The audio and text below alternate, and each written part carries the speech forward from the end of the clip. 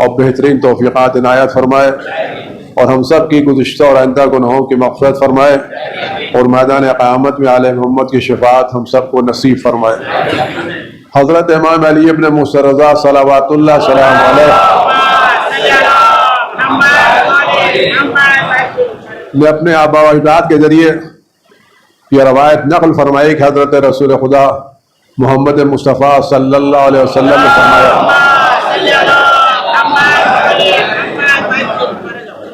روایت ہے امام رضا سے، اور امام رضا نے یہ روایت رسول خدا صلی اللہ علیہ وسلم سے نقل فرمائی ہے، روایت معتبر۔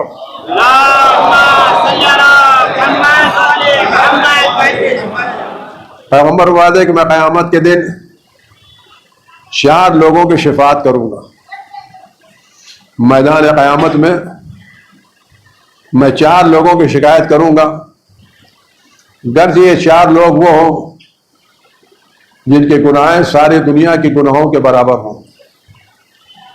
اگر یہ تمام ساکنان زمین کے گناہیں لے کر کے بھی آئیں گے، اپنی گناہیں نہیں، زمین پر بسنے والے جتنے لوگ ہیں اگر اتنی بھی گناہیں لے کر کے آئیں گے تب بھی میں ان کی شفاعت کروں گا۔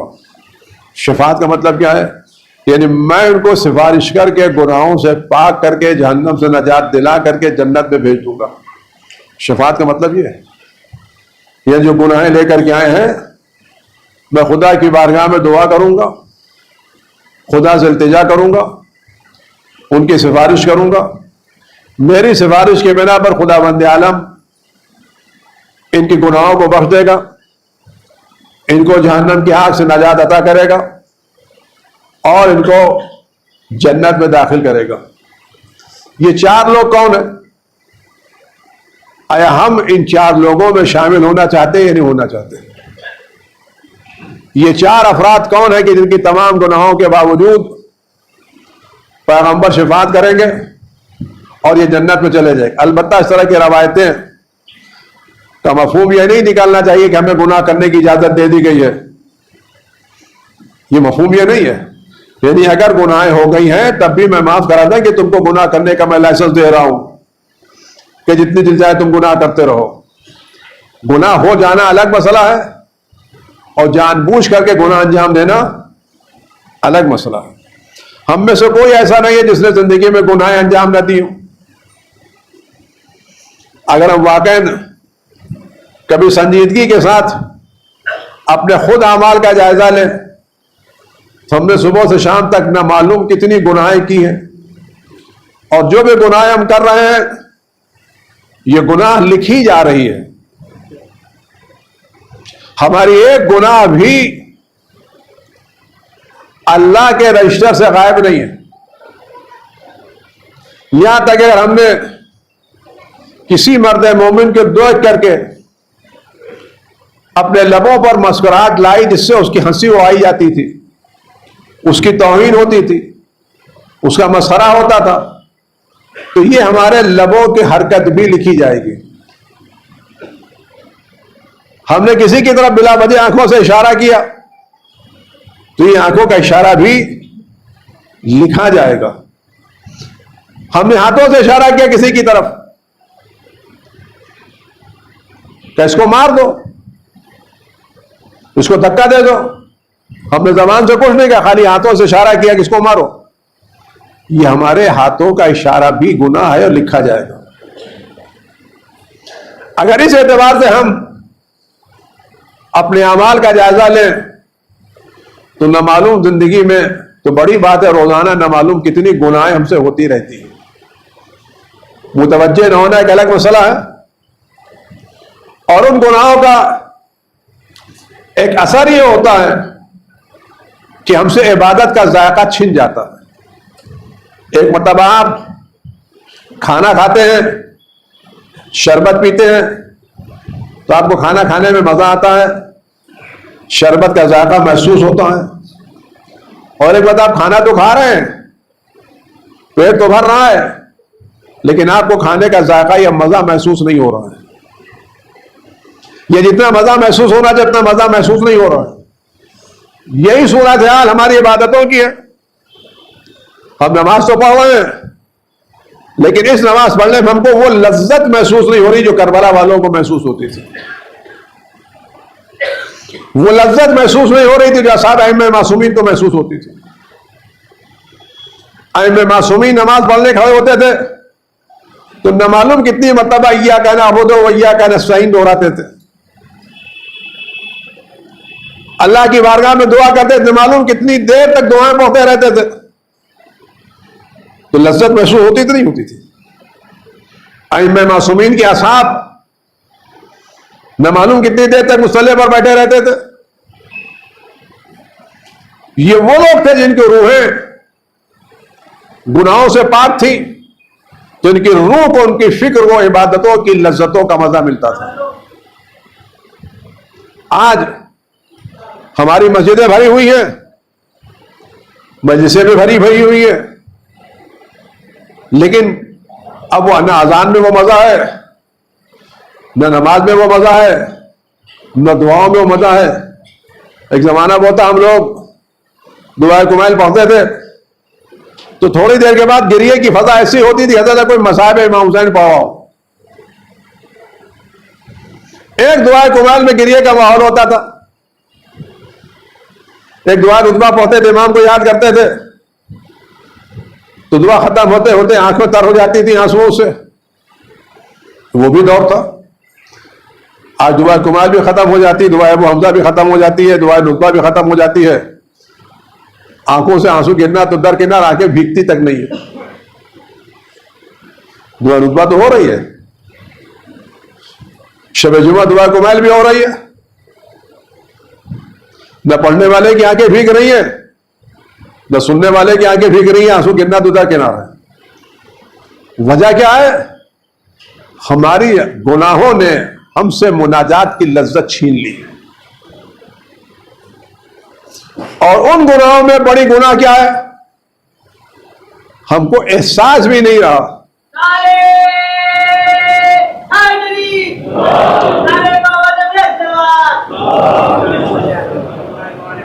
پلیز یہ نماز جمعہ کا خطبہ ہے, اس کی سنجیدگی کو اپنے یہاں پر آپ حضرات برقرار رکھیے. کیا کہتے ہیں, آپ کے جذبات قابل قدر ہیں, لیکن جمعے کا احترام, جمعے کا تقدس وہ بھی ایک نیا کے اوپر جہاں پر باقی وہ سارے رہنا چاہیے. جب اگر کہ ہوتا نہیں ہو رہا, اسی بنا پر آج مسجدوں سے رونقیں گزر گئی ہیں. کل ہمارے کیا نمازیں ہوتی تھی, ہم نے بھی ایسی نمازیں علماء کے پیچھے پڑھی ہیں کہ سورہ تمام ہوتے ہوتے آنکھیں بھیگ جاتی تھی. رکوع میں جاتے جاتے بعد خشیت طاری ہو جاتی تھی. اب پتہ بھی نہیں چلتا مصلی پہ کھڑے ہیں یا بازار میں کھڑے ہیں. گناہوں کا اثر ہے, حرام غذاؤں کا اثر ہے, اور ان میں سب سے بدتر بات یہ ہے کہ اس بیماری کا ہمیں احساس بھی نہیں ہے.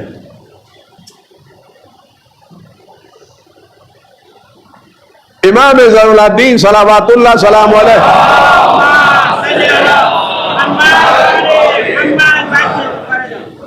یہ روایت فرماتے, دیکھو ایک تیز دھار چاقو,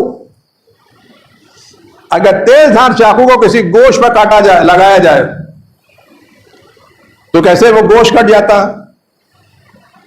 کہ تیز دھار چاقو کا اثر جتنا نرم گوشت پر ہوتا ہے اس سے کہیں زیادہ ایک گناہ کا اثر انسان کے دل و دماغ اور روح پر ہوتا ہے. اس پر آپ غور کریں کہ چاقو جب گوشت میں لگتا ہے تو گوشت کے کٹنے میں کتنا وقت لگتا ہے؟ 1 منٹ سے کم کا وقت لگتا ہے. لیکن اس زخم کو بھرنے میں کتنا وقت لگتا ہے؟ زخم 1 منٹ سے کم کے وقفے میں ہو جاتا ہے, لیکن اس زخم کو بھرنے میں مدتوں لگ جاتی ہیں. کبھی کبھی ایک گناہ انسان کو 40 دن تک لذت مناجات سے محروم کر دیتی ہے. اگر کبھی ہمارے پاس یہ نوبت آ جائے, ہمارا دل نماز میں نہیں لگ رہا ہے, دعائیں پڑھنے کا موقع نہیں مل رہا ہے, تو ادھر ادھر کی باتیں کرنے کا سیدھا راستہ یہ کہ اللہ کی بارگاہ میں جائیں, محمد آل محمد پر درود و سلام نازل کریں,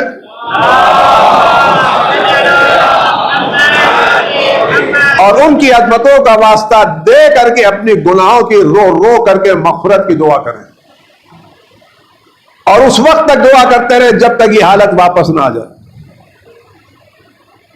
خدا ارحم الراحمین ہے، خدا خیر الغافرین ہے، خدا سے بڑھ کر کے اپنے بندوں پر رحم کرنے والا کوئی نہیں ہے۔ اور خدا بند عالم اپنے اس بندے کو نہایت زیادہ پسند کرتا ہے جو رات کی تاریکی میں اللہ کے خوف سے اپنے گناہوں کی معافی مانگتا ہے۔ خدا اس بندے کو عزیز رکھتا ہے، محبوب رکھتا ہے۔ وہ شخص جو رات کی تاریکی میں، اور خاص کر روایت میں کہ خدا کے نزدیک سب سے زیادہ محبوب، سب سے زیادہ پسندیدہ وہ نوجوان ہے جو نوجوانی میں اپنی گناہوں کی توبہ کرے۔ ما من شیء احب الی اللہ من شاب تائب، اللہ کے نزدیک سب سے زیادہ پسندیدہ کون ہے؟ وہ جوان جو اپنے گناہوں سے توبہ کرے۔ جب ایک نوجوان نماز شب کے لیے اٹھتا ہے اور نر بستر چھوڑ کر کے بیٹھ جاتا ہے اور نیند کا جھونکا آتا ہے، کبھی داہنے گرتا ہے، کبھی خدا ملائکہ دیکھو میں نے نماز واجب نہیں کی ہے، یہ میری محبت کے خاطر میری بارگاہ میں تم گواہ رہنا، میں نے اس کے گناہ معاف کر دیے۔ امام رضا صلوات اللہ سلام علیہ اپنے اجداد سے روایت کرتے ہیں کہ میں 4 آدمیوں کی شفاعت کروں گا، گرچہ یہ 4 افراد ساری زمین کے گناہ لے کر کیوں نہ ہیں۔ ایک معین لأہل بیتی، جو میرے اہل بیت کے ساتھ تعاون کرے۔ 2 والقاضی لو حوائجہم، اور وہ جو ان کی ضرورتوں کو پورا کرے، جو ان کی مدد کرے، اور 2 وہ آدمی جو ان کی ضرورتوں کو پورا کرے۔ اہل بیت یعنی سادات، چاہنے والے۔ امام صادق صلوات اللہ سلام علیہ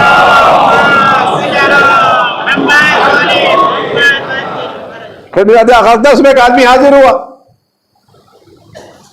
چل والا میں ہر سال یہاں آتا ہوں مدینے، یہاں وہاں ٹھہر جاتا ہوں، میں چاہتا ہوں ایک گھر خرید لوں تاکہ اپنے گھر میں آ کر کے یہاں رہوں، اور لوگوں کو زحمت اٹھانے ہوٹل نہیں ہوتے تھے۔ اس نے امام کی خدمت میں پیسے نکالنے والا، یہ پیسے ہیں، آپ ایک گھر میرے خرید دیجئے۔ آئندہ سال واپس آیا، امام سے پوچھ تو سکتا نہیں تھا کہ گھر خریدا یا نہیں خریدا۔ امام نے خود فرمایا میں نے تمہارے پیسے سے گھر خرید دیا ہے، اور یہ اس کے ڈاکومنٹ ہے، سند ہے۔ وہ سند امام اپنے ہاتھوں سے لے کے دی تھی، یہ گھر تمہارے نام ہے، اور اس گھر کی خصوصیت یہ ہے کہ اس کے ایک طرف رسول خدا صلی اللہ علیہ وسلم کا گھر ہے،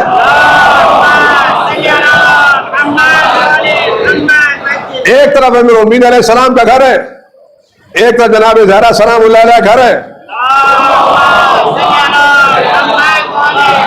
ایک طرف امام حسن حسین کا گھر ہے۔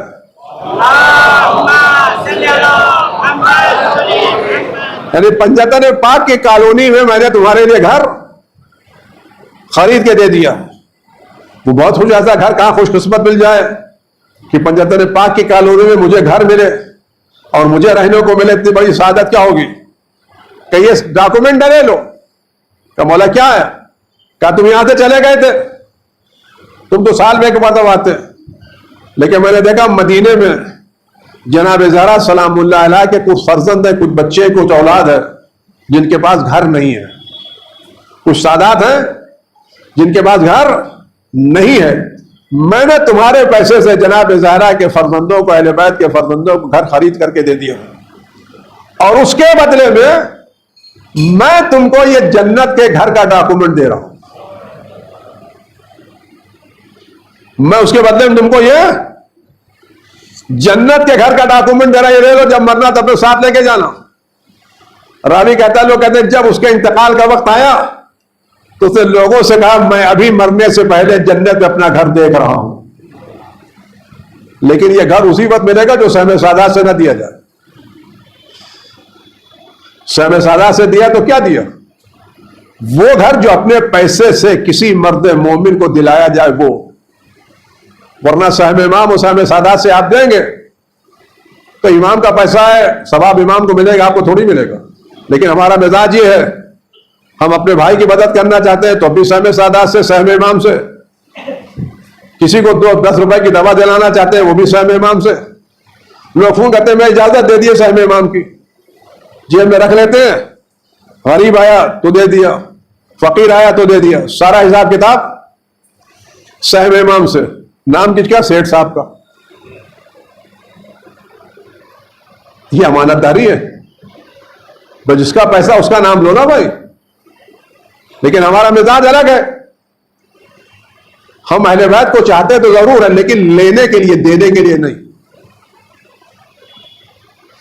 مولانا ابن اسد صاحب ننہروی بزرگ مرتبہ عالم دین تھے، مجتہدین کے استاد تھے. وہ مسجد جب پہنچتے تھے کہنے لگے ہم کیا ہیں؟ ہم کہتے ہیں جب جنت کی بات آتی ہے تو کہتے ہیں جہاں وہ وہاں ہم، جہاں وہ وہاں ہم.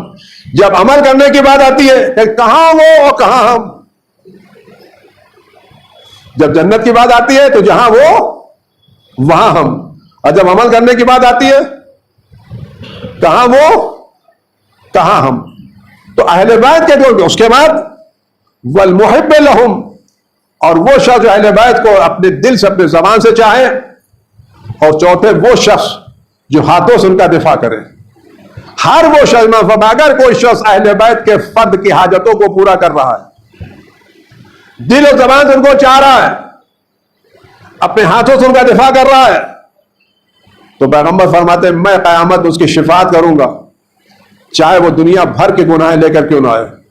اس پدوے زمین پر، آسمان کے نیچے، زمین کے اوپر، کہکشانوں کے درمیان، گلیکسی کے درمیان، اگر کوئی فرد 100% یقینی طور پر اہل بیت کی فرد ہے تو حضرت حجت ابن الحسن العسکری صلوات اللہ علیہ،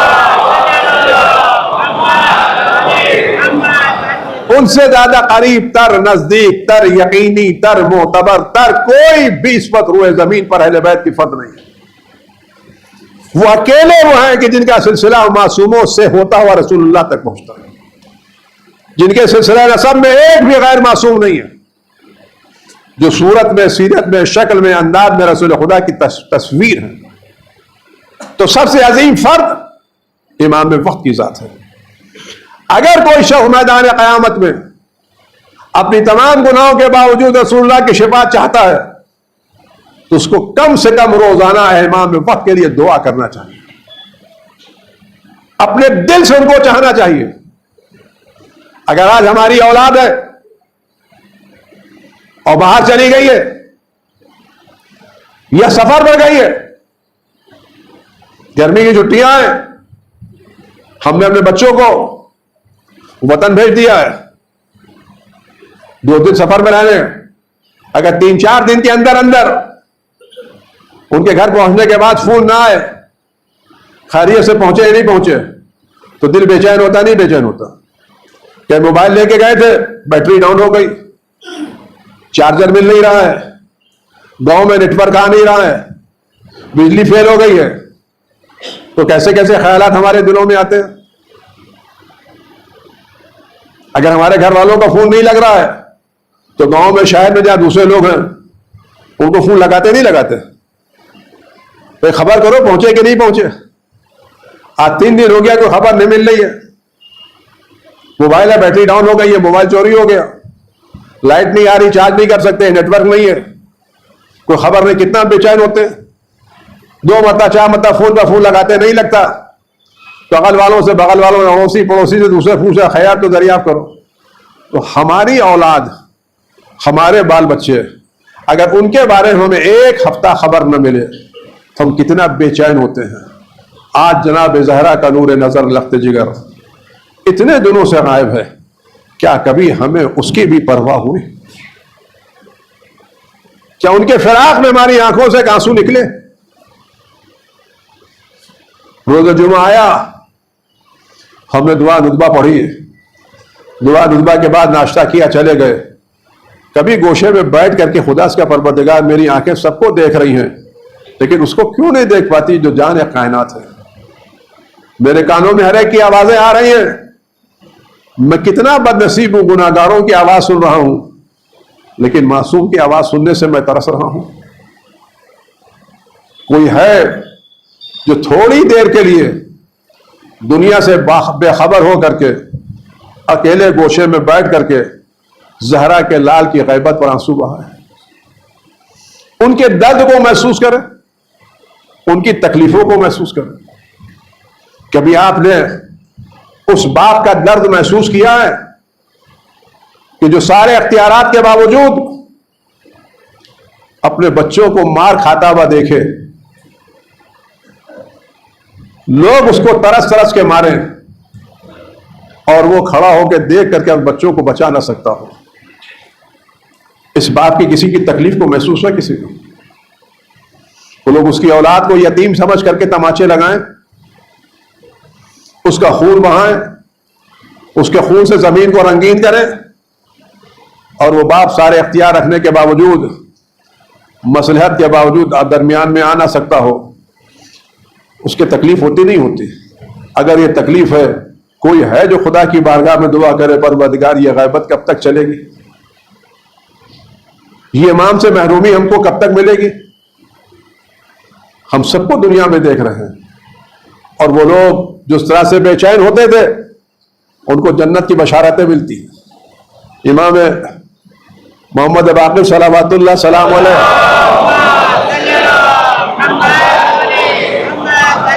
یا امام باقر علیہ السلام کی دونوں کے اماموں سے روایت ہے، ان کا مفہوم یہ ہے کہ ان دونوں کی خدمت میں ایک بوڑھا شخص آیا، 90 برس کا تھا یا 100 برس کا تھا، عصا لے کے چلتا تھا، کمر جھکی ہوئی تھی، بھویں آ گئی تھی، کمر میں پٹکا باندھا ہوا تھا. دھیرے دھیرے سہارا لیتے ہوئے امام کی خدمت حاضر ہوا. لوگ کمرے بھرے ہوئے تھے. اس نے سلام کیا، امام نے جواب دیا، قریب آیا اور امام کو دیکھ کر کے رونے لگا. کہ اتنا رویا کہ پوری مجلس رونے لگی. امام کو دیکھتا جاتا تھا اور روتا جاتا تھا، روتا جاتا، اتنا رو رہا تھا کہ اس کے رونے سے ساری مجلس گریے میں تبدیل ہو گئی. امام نے پوچھا تم کیوں رو رہے ہو؟ تم اتنی بے چینی سے، بے دردی سے تڑپ کر کے کیوں رو رہے ہو؟ کہنے لگے ابن رسول اللہ، میں نہ روؤں تو کیا کروں، اتنی عمر ہو گئی، میں مرنے کے قریب ہوں، امید لگاتا ہوں آج آپ کے دن واپس آئیں گے، کل آپ کے دن واپس آئیں گے، پرسوں آپ کے دن واپس آئیں گے. لیکن میں جب آپ کو دیکھتا ہوں کبھی قید میں، کبھی مصیبت میں، کبھی تکلیف میں دیکھتا ہوں، آپ کے دشمنوں کو دیکھتا ہوں ہواؤں میں اڑ رہے ہیں، آرام کے ساتھ رہ رہے ہیں. یہ اپنا رسول اللہ، کبھی آپ کے بھی اچھے دن آئیں گے، کبھی میں آپ کی بھی حکومت دیکھوں گا. میں دوسروں کو دیکھ رہا ہوں کہ آرام کے ساتھ رہتے ہیں، اور آپ کو دیکھتا ہوں تو آپ کبھی قید میں ہیں، کبھی تکلیف میں ہیں، کبھی مصیبت میں ہیں، کبھی قتل کیے جا رہے ہیں، کبھی مارے جا رہے ہیں. روزانہ آپ کے نئی مصیبت ہے اور آپ کے دشمن آرام کے ساتھ رہ رہے ہیں. مولا کیا میں ایسے مر جاؤں گا اور آپ کا دن نہیں دیکھوں گا؟ کہتے امام اٹھے، اس کے سراہنے گئے، اپنی آستین سے اس کا آنسو کو پوچھا، پیشانی کو پوچھا کہ دیکھو یہ جو جذبہ تمہارے میں ہے نا، جو ہمارے لیے تم تڑپ رہے ہو، رو رہے ہو، بے چین ہو رہے ہو نا، دو صورتحال ہوگی. یا تم زندہ رہو گے اور اپنی آنکھوں سے ہمارا اقتدار، ہماری حکومت دیکھو گے اور ہمارے ساتھ رہو گے، اور اگر تم اس وقت آنے سے پہلے مر گئے تو یاد رکھو میدان قیامت میں تم ہمارے ساتھ محشور کیے جاؤ. تو مولا پھر فرمائے، مولا نے بات پھر دہرائی، خوش ہو گیا. تو مولا مجھے پڑھا، جب وہ جا رہا تھا تو امام نے فرمایا کوئی جنتی کو دیکھنا چاہتا ہے تو اس شخص کو دیکھ لے. کوئی ہے جو اس امام میں مظلوم کی مظلومیت پر آنسو بہائے؟ کوئی ہے جو اس امام میں تنہا کی مظلومیت پر آنسو بہائے؟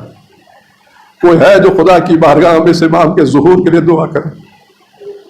کوئی ہے جو اس امام کی خاطر 2 قدم آگے بڑھائے اور آواز دے کبھی زہرا کلال واپس آئے؟